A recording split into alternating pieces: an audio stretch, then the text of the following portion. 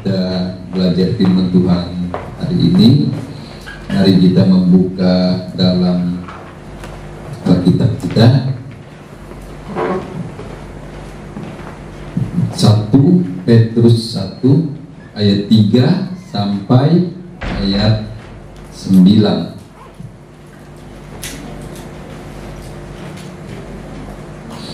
1 Petrus 1, kita mulai ayat yang ketiga sampai ayat yang ke-9 saja. Kita baca bersama-sama. Saya baca ayat 3, saudara baca bergantian. Kita ayat 4. Terpujilah Allah dan Bapa Tuhan kita Yesus Kristus, yang karena rahmat-Nya yang besar telah melahirkan kita kembali oleh kebangkitan Yesus Kristus dari antara orang mati kepada suatu hidup yang penuh pengharapan. 4. Untuk menerima sesuatu yang dapat menjelaskan binasa, yang dapat tercela dan yang tidak dapat layu, yang tersimpan di surga manusia, yaitu kamu yang dipelihara dalam kekuatan Allah karena imanmu, sementara kamu menantikan keselamatan yang telah tersedia untuk dinyatakan pada zaman akhir. 6.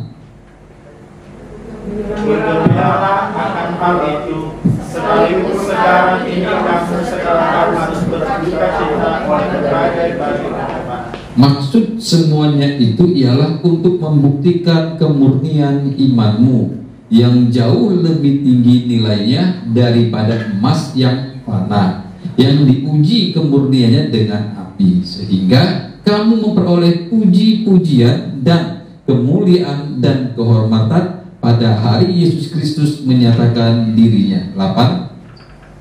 Sekalipun kamu belum pernah melihat Dia, namun kamu mengasihinya, kamu percaya kepada Dia, sekalipun kamu sekarang tidak melihatnya, kamu bermengadakan sesuatu yang mulia dan tidak terkata. Terakhir ayat 9. Karena kamu telah mencapai tujuan imanmu, yaitu keselamatan jiwamu. Dari zaman mungkin hype-nya dikecilin, Pak. Hype yang paling atas, hype. Ya, feedback. Oke. Dari sejak zaman dahulu kala, saudara, Allah ingin memperkenalkan dirinya kepada manusia. Jadi Injil ini ditulis sebenarnya adalah bukti sejarah di mana Allah yang Maha Agung, Allah yang tak terkatakan keberadaannya, personalnya, pribadinya, Allah yang mulia itu, yang bahkan tak bisa dilihat, ingin berbicara, ingin memperkenalkan dirinya kepada manusia. Karena manusia telah kehilangan Allah.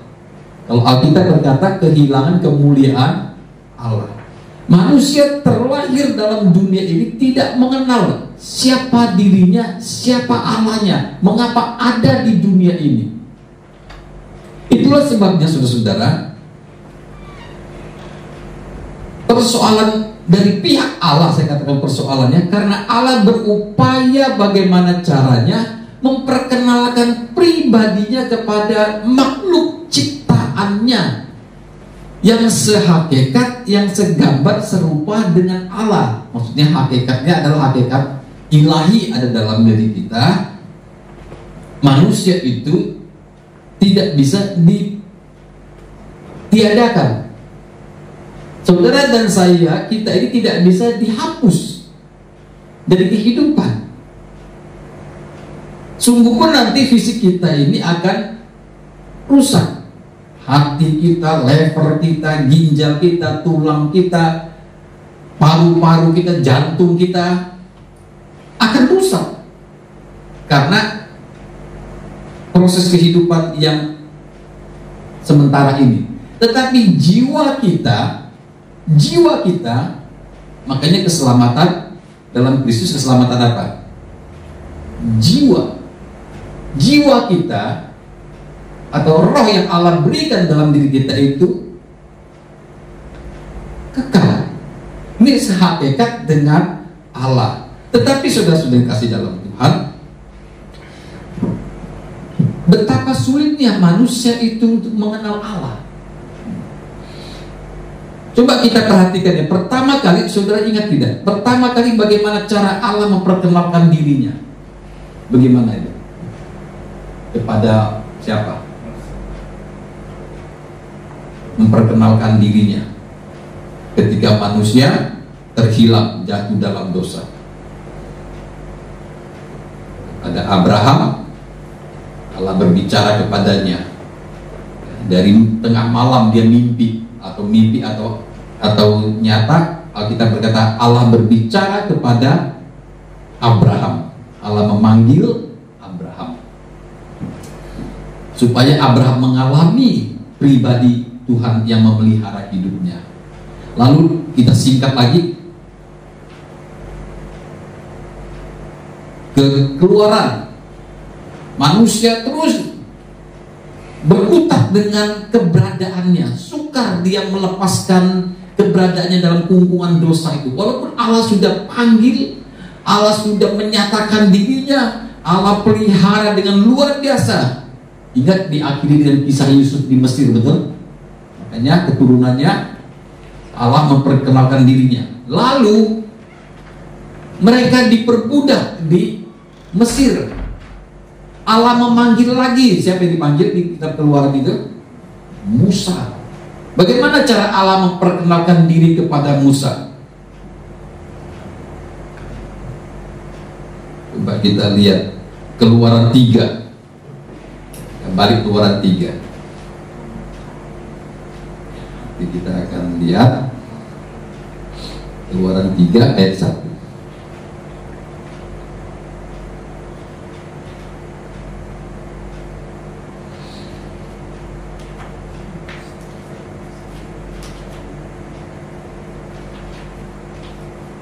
Kita baca ayat 1 sampai ayat yang ke-3 saja, Keluaran pasal 3. Adapun Musa biasa menggembalakan kambing domba Yitro, mertuanya, imam di Midian. Sekali ketika ia menggiring kambing domba itu ke seberang padang gurun, sampailah ia ke gunung Allah, yakni gunung Horeb. Lalu malaikat Tuhan menampakkan diri kepadanya di dalam nyala api yang keluar dari semak duri. Lalu ia melihat dan tampaklah semak duri itu menyala, tetapi tidak dimakan api. Ayat 3. Maka Musa berkata, baiklah, aku menyimpang ke sana untuk memeriksa penglihatan yang hebat itu. Mengapakah tidak terbakar semak duri itu?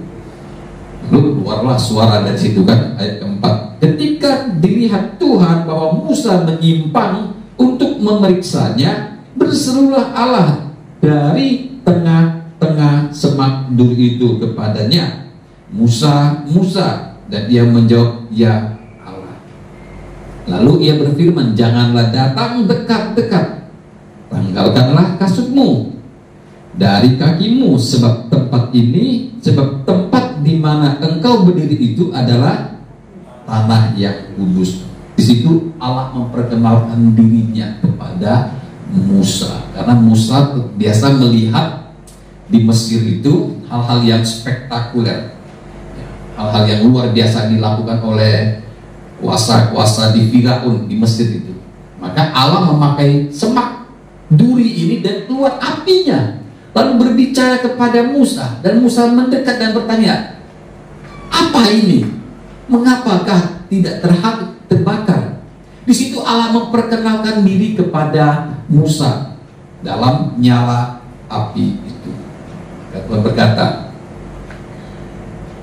kamu datang boleh, tapi tidak boleh mendekat.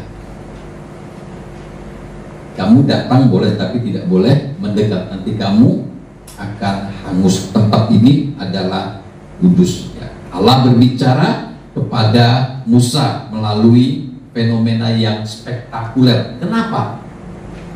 Karena konteksnya memang pada zaman itu memang harus dinyatakan dengan hal-hal yang luar biasa, saudaraku. Nanti kita lihat lagi perjalanan bangsa Israel memperkenalkan diri kepada bangsa Israel.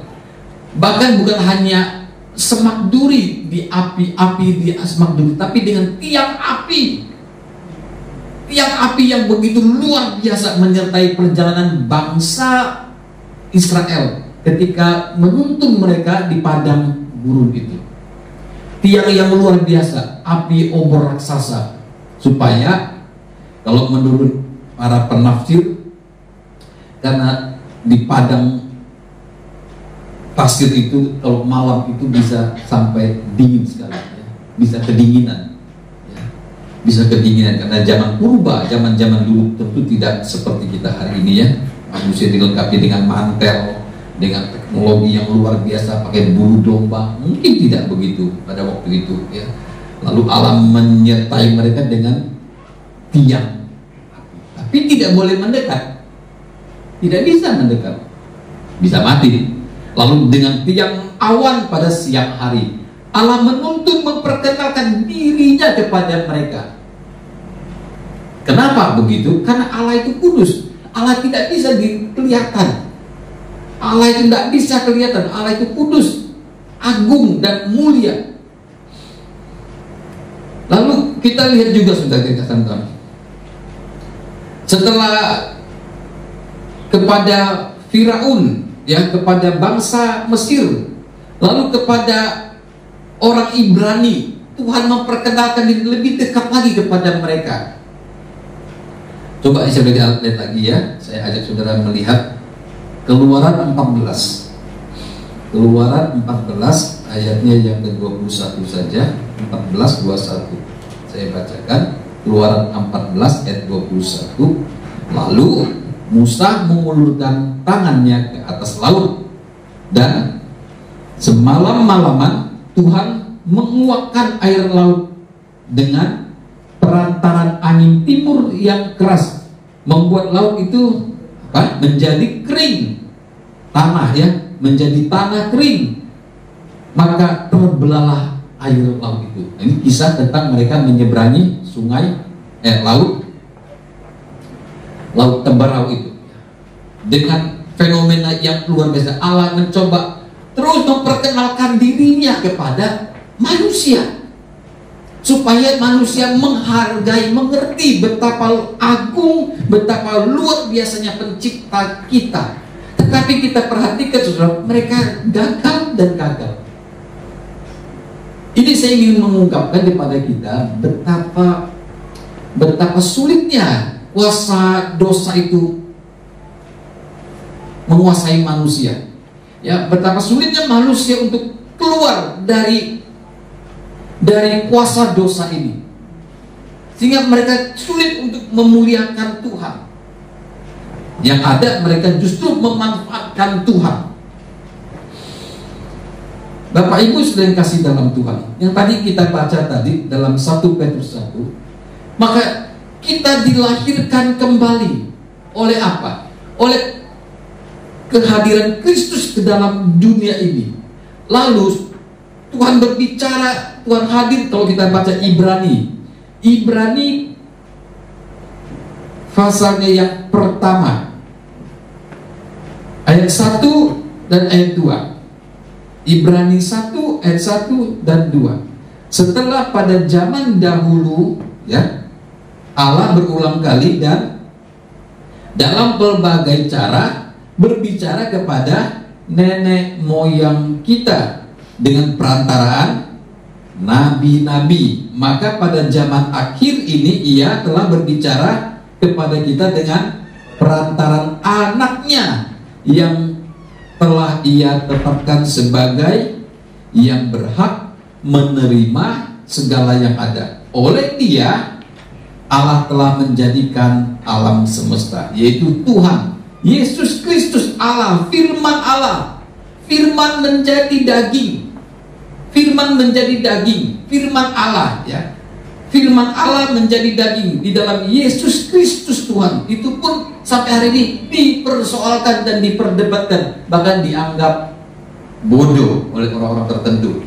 Masakan Tuhan bisa menjadi manusia? Yang lebih konyolnya lagi ya, Paulus berkata menjadi batu sandungan. Masakan Tuhan itu mati di salib?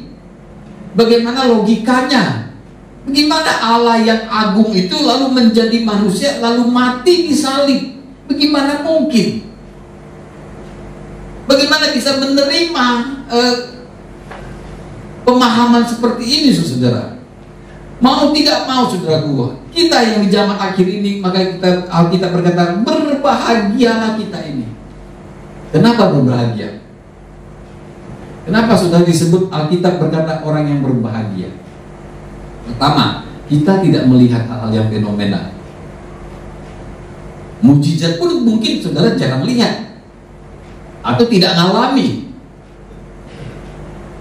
Kita tidak mendengar seperti rasul-rasul pada zaman itu mendengar Yesus mengajar. Kita tidak mendengar.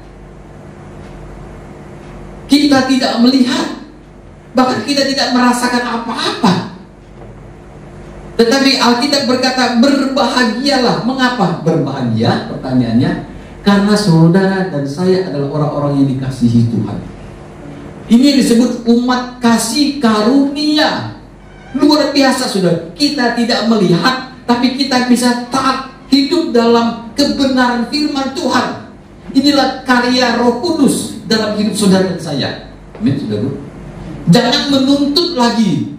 Ini adalah kesempatan kita untuk mengabdikan hidup kita kepada Tuhan. Maka itu saudara-saudara, di dalam Matius pasal 13,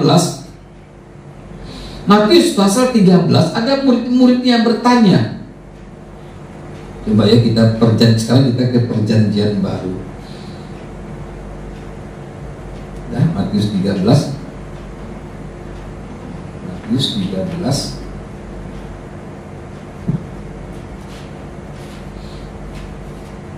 ayat 1 sampai ayat 3. 1 sampai ayat 3.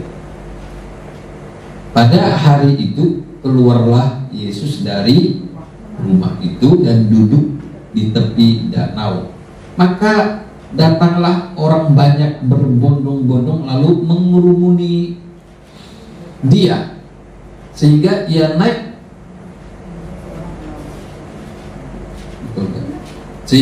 naik ke perahu dan duduk di situ, sedang orang banyak semuanya berdiri di pantai. Dan ia mengucapkan banyak hal dalam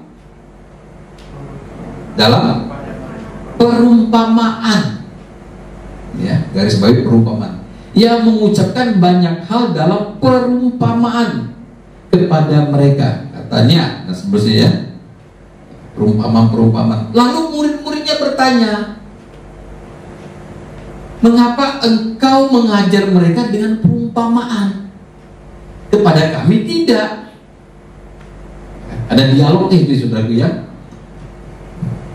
Jadi yang pertama, tingkat paling rendah, Allah harus menunjukkan fenomena yang luar biasa seperti di perjanjian lama. Yang paling spektakuler itu banyak sekali ya. Laut terbelah, itu kan terkagum-kagum itu. Untuk supaya mereka bisa mengakui Yahweh Elohim, Allah yang siapa ini? Abraham, Ishak, dan Yakub. Harus ada referensinya. Allah yang mana ini? Kan begitu. Jadi Allah bukan Allah yang di gunung sana atau di gunung sini. Allah yang mana? Allahnya Allah manusia. Abraham, Ishak, dan Yakub. 3 saksi turun temurun. Allahnya sama, maksudnya begitu. Allah yang mana? Bukan Allah yang di pohon gede itu, bukan. Bukan Allah yang di gunung Sion, bukan. Allahnya manusia, Abraham, Ishak, dan Yakub. Ada referensinya. Kenapa nama-nama tersebut? Itu membuktikan sejarah. Ada kok sejarah fakta.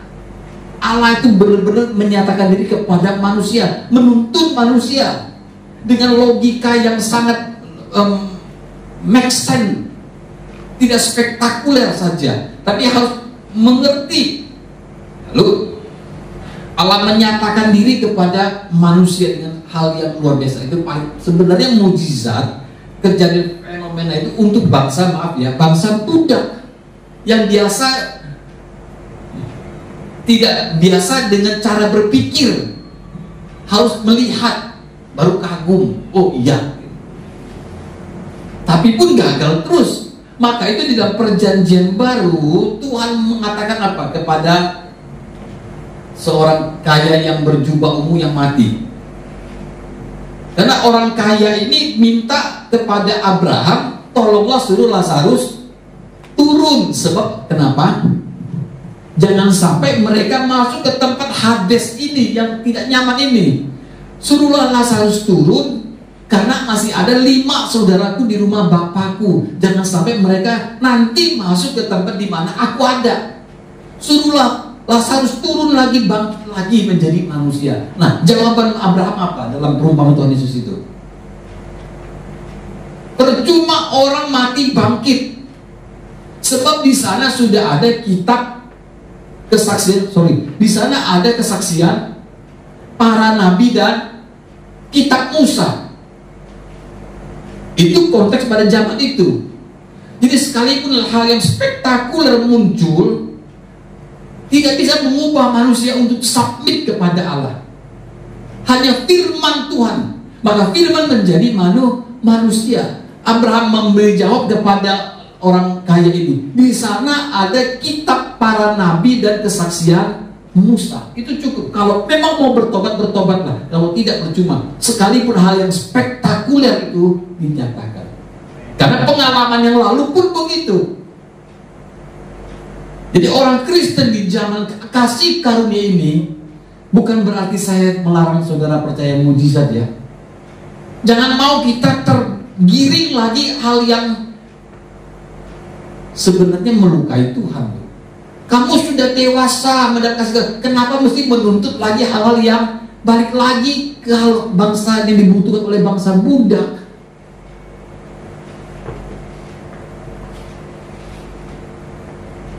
Orang kalau sudah melihat mujizat itu spektakuler banget ya. Saya heran loh, sedih sebenarnya. Kekristenan itu bukan begitu sebenarnya, tapi orang kagum-kagum ya. Kenapa enggak istilah anak sekarang move on gitu ya, rohaninya, cara berpikirnya move on lah. Mujizat memang harus ada untuk orang. Kalau sudah untuk orang belum percaya, mujizat dinyatakan supaya percaya. Setelah percaya masih butuh lagi tidak mujizat? Ya tidak butuh, karena sudah mengerti, sudah paham. Inilah yang Allah inginkan. Yang paling rendah sebenarnya mujizat Allah nyatakan. Lalu kepada orang-orang banyak, Tuhan bukan hanya mujizat saja, tapi Tuhan mulai masuk ke perumpamaan, cerita, perumpamaan, contoh cerita. Makanya murid-muridnya tanya, kenapa pakai perumpamaan ya Tuhan? Guru, ya karena mereka tidak ngerti. Beda dengan kamu. Untuk murid-muridnya, kamu tidak perlu pakai perumpamaan. Tuhan telah menyatakan diri, kamu menjadi sahabatku. Yohanes 15. Yohanes 15.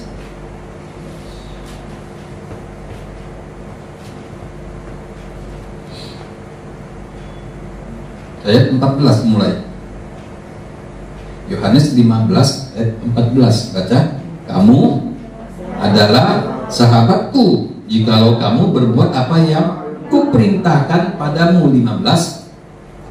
Aku tidak menyebut kamu lagi hamba, sebab hamba tidak tahu apa yang diperbuat oleh tuannya. Tetapi aku menyebut kamu sahabat, karena aku telah memberitahukan kepada kamu segala sesuatu yang kudengar dari Bapa. Luar biasa untuk kita ini, saudara-saudara.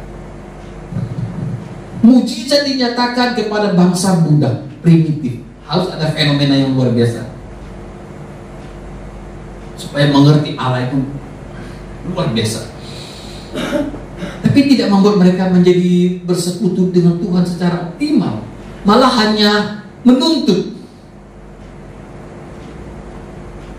Kalau Allah tidak memberi, maka kami akan memberontak.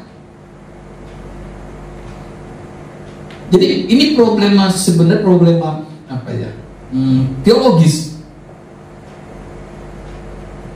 Kalau Tuhan tidak memberi, maka kami akan tidak mau taat.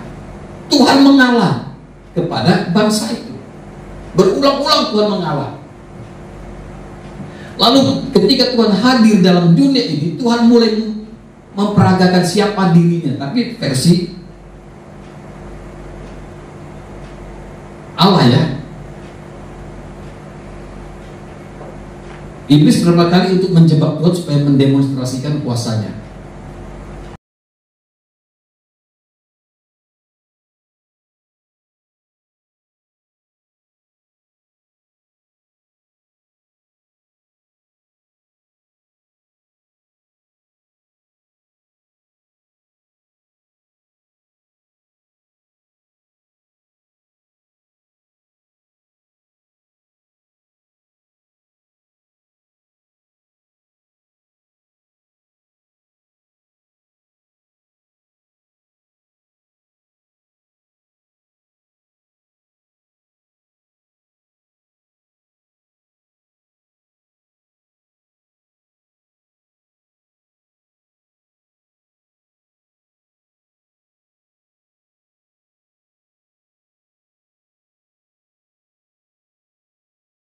Kembali ketika Yesus mati di kayu salib, orang-orang ini, kita ini bisa percayakan apa? Kita dilahirkan kembali oleh Allah.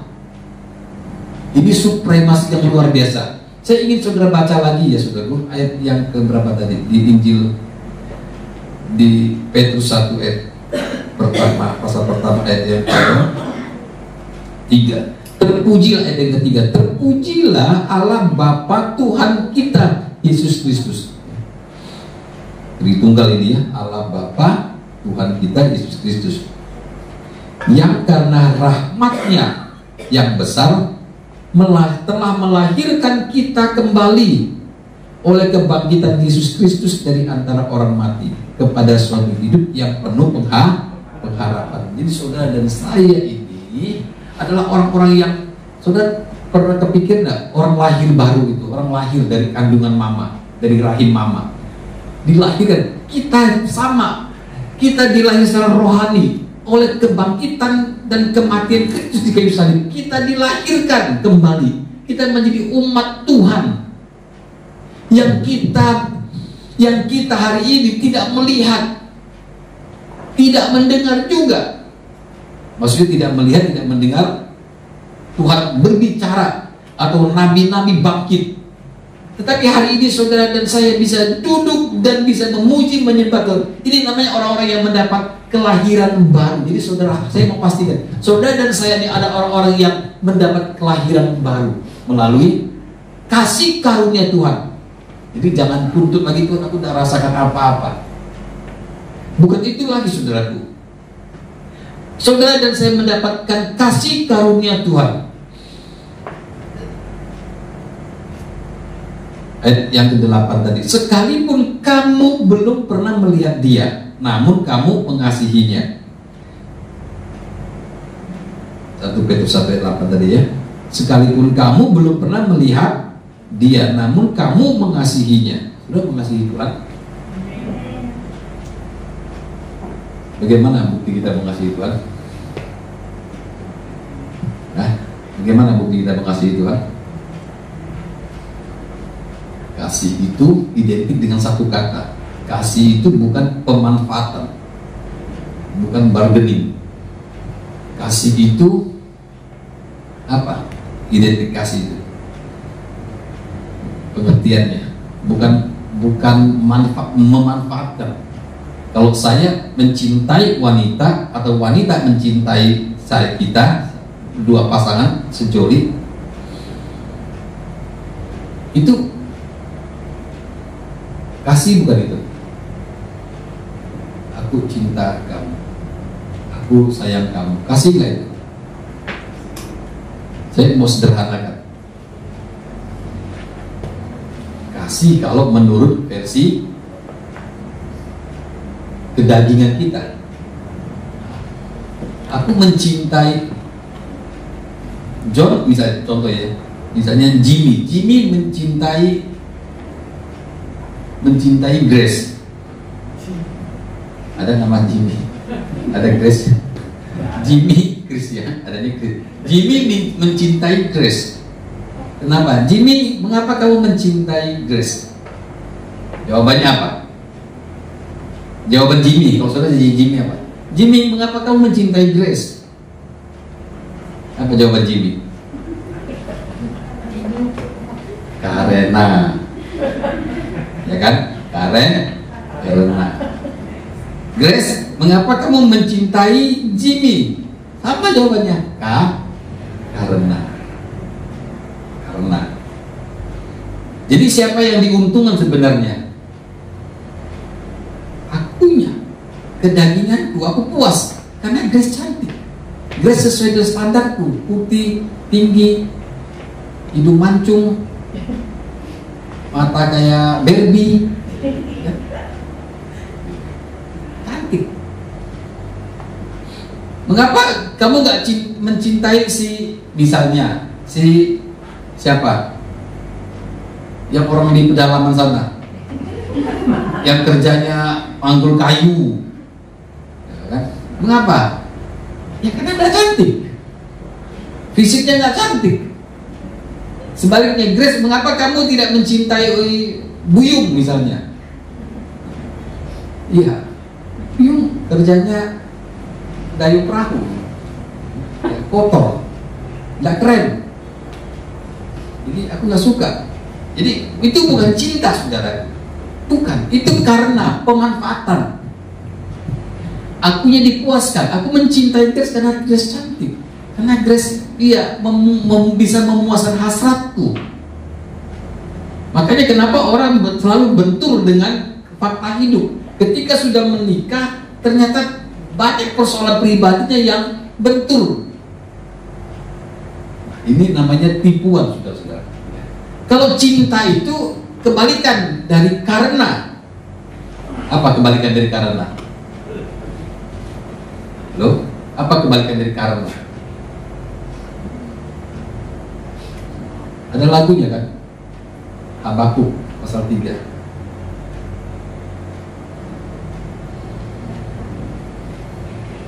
Walau kambing domba terhalau sudah, lembu sapi, namun aku tetap akan beriak-riak. Jadi kebalikan dari karena itu, meskipun ketika Tuhan ingin menyelamatkan manusia, Tuhan tahu manusia akan menodai Tuhan. Tuhan tahu ketika firman menjadi manusia, Allah tahu tidak manusia akan menyalibkan Tuhan. Tahu ya, nanti Tuhan datang, manusia ini orang yang mau diselamatkan ini jahat sekali, bahkan tingkat yang paling jahat. Maka mengapa Tuhan pilih bangsa Yahudi? Karena jahatnya luar biasa, kejahatannya luar biasa. Tuhan hadir di bangsa yang jahat ini, saudaraku. Tuhan datang untuk menyelamatkan, tapi orang-orang ini menolak Tuhan. Bukan hanya menolak loh, saudaraku, tetapi membunuh Tuhan. Nabi-nabinya dibunuh, diutus lagi anaknya, sama juga dibunuh. Ada perumpamannya toh. Tapi masalahnya, saudaraku, Tuhan tahu tidak, ketika Tuhan nanti datang, Tuhan akan mengalami nasib yang sama seperti nabi-nabi terdahulu. Tahu. Nah, itulah namanya, karena begitu besar kasih Allah akan dunia ini.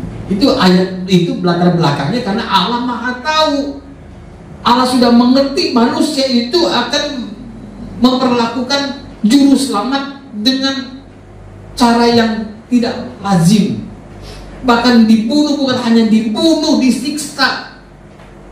Mana ada di dunia orang disiksa pakai mahkota duri di siang bolong itu, lalu ditusuk pakai kayu tombak supaya tancap dirinya, kepalanya itu. Mana ada? penyiksaan seperti hanya kepada Yesus Kristus. Mana ada orang sudah tergantung di kayu salib, masih juga dikasih asam, cuka asam. Penjahat kiri kanannya tidak dikasih cuka asam, yang di tengah ini dikasih cuka asam. Kenapa? Sudah tahu? Saya pernah berbakan enggak?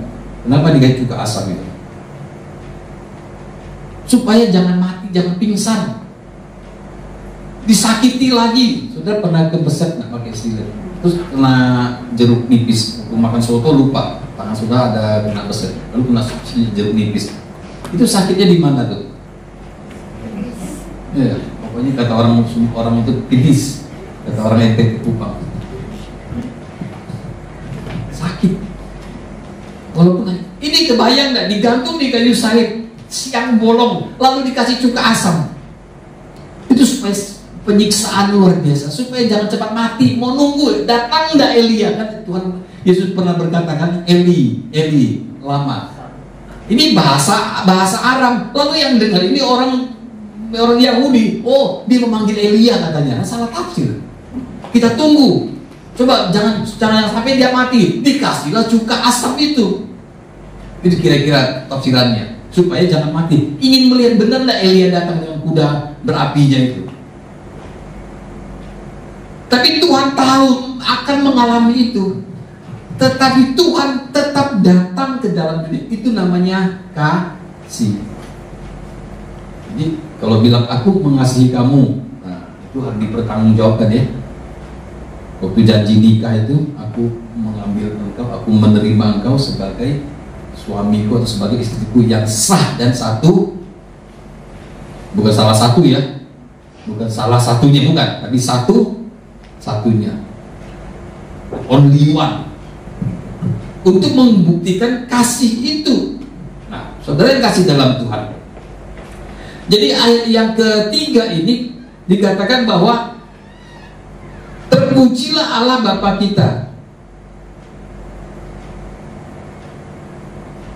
Yesus Kristus yang rahmatnya yang besar telah melahirkan kita kembali oleh kebangkitan Kristus dari antara orang mati kepada suatu hidup yang penuh pengharapan. Jadi yang pertama saudaraku, refleksi kita adalah seperti Tuhan berkata kepada salah seorang muridnya, Thomas. Thomas itu murid Tuhan, percaya dia kepada, tapi dia nggak mengerti ada kebangkitan. Dia percaya Yesus melakukan mujizat luar biasa, dia percaya, tapi dia tidak punya pemikiran ada pengharapan. Ini ketika dari ayat yang kita baca ini, yang pasal Petrus 1 ini, ayat yang ketiga tadi, ada pengharapan di dalam Kristus ya, kepada suatu hidup yang penuh pengharapan. Apa pengharapannya? Yaitu kehidupan yang akan datang, next life kita.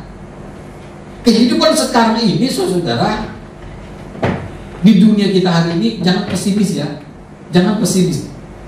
Jalani saja, hidupi saja, jangan menggerutu, jangan marah, jangan kecewa. Mengapa aku dilahirkan di tempat yang miskin? Mengapa orang tuaku begini? Mengapa keadaanku begini? Jangan persoalkan itu lagi, karena kita mendapat kasih karunia. Itu melampaui, itu yang disebut oleh Alkitab, jikalau kamu punya iman sebesar biji sesawi. Tidak ada problem lain saudaraku, kalau kamu mengerti kebenaran ini, kata Alkitab. Jangan persoalkan lagi mengapa aku keadaanku menderita, mengapa hidupku begini, mengapa keadaanku begini. Saya mau bilang saudara, jalani saja. Karena kehidupan kita adalah kehidupan yang penuh pengharapan di balik kehidupan sekarang ini. Itu yang kita harapkan. Dan itu harus ada saudaraku dalam diri kita masing-masing supaya kita percaya. Jangan seperti Thomas, percaya sih percaya, tapi dia tidak mengharapkan ada kehidupan akan datang.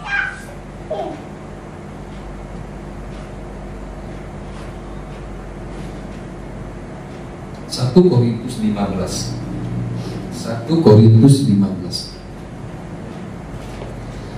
1 Korintus 15. Ini jarang sekali orang khotbah dan pemahaman seperti ini ya. 1 Korintus 15. ayat 19. Ayat 19. 1 Korintus 15 ayat 19. Nah, kita baca. Kita baca. Jikalau kita hanya dalam hidup ini saja menaruh pengharapan pada Kristus, maka kita adalah orang-orang yang paling malang dari segala manusia. Malang kita ini kalau hanya percaya Yesus Tuhan, Yesus baik, Yesus Tuhan, malang kita.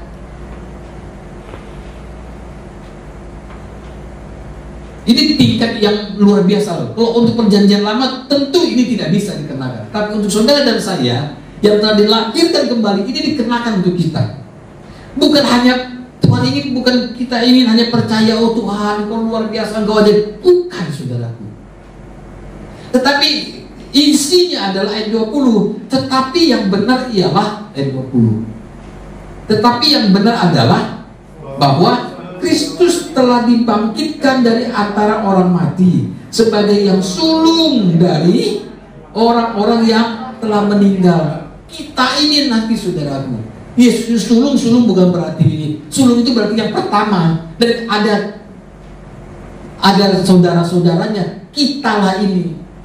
Maka Tuhan berkata kepada Thomas, Thomas, karena kamu melihat tangan yang berlubang, lambung yang berlubang, kamu telah mencucukkan jarimu ke lambungku, maka kamu percaya.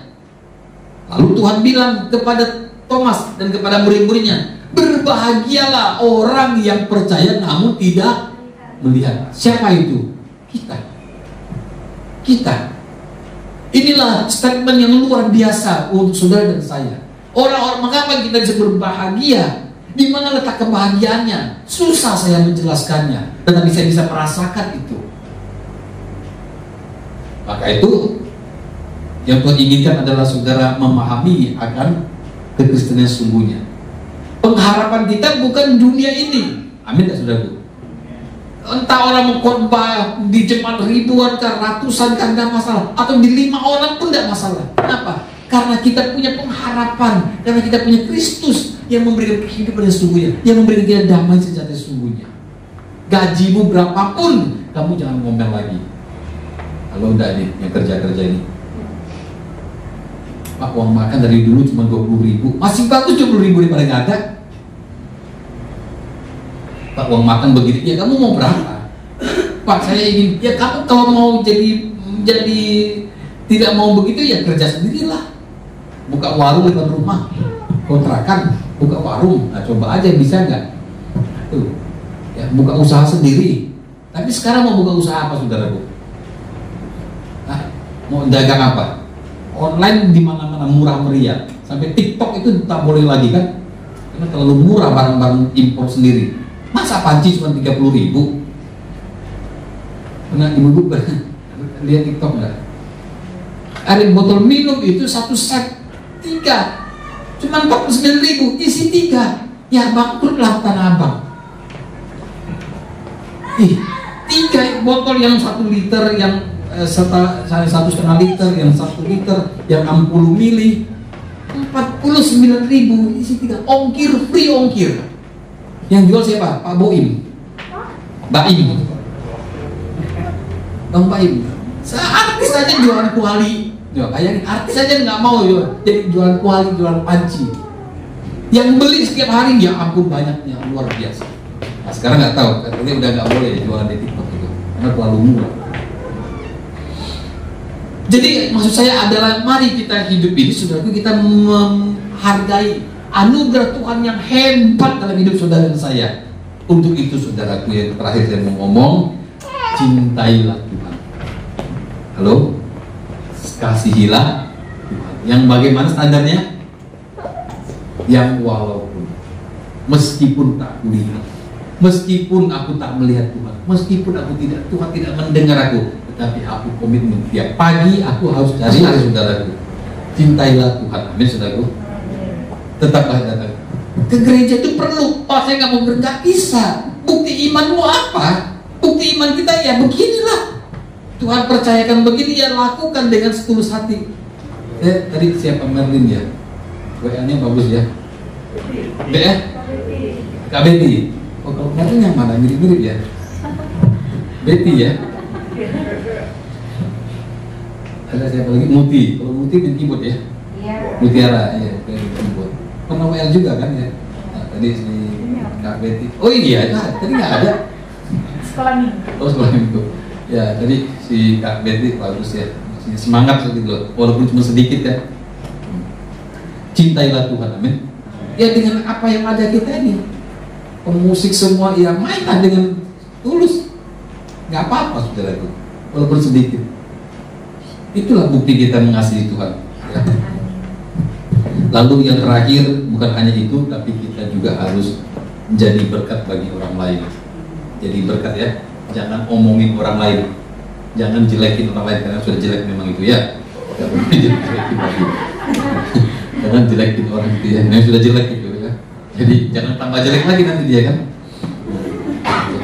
Jadi yang pertama implikasinya adalah mari kita pribadi kita mencari Tuhan secara pribadi. Yang kedua adalah komunitas.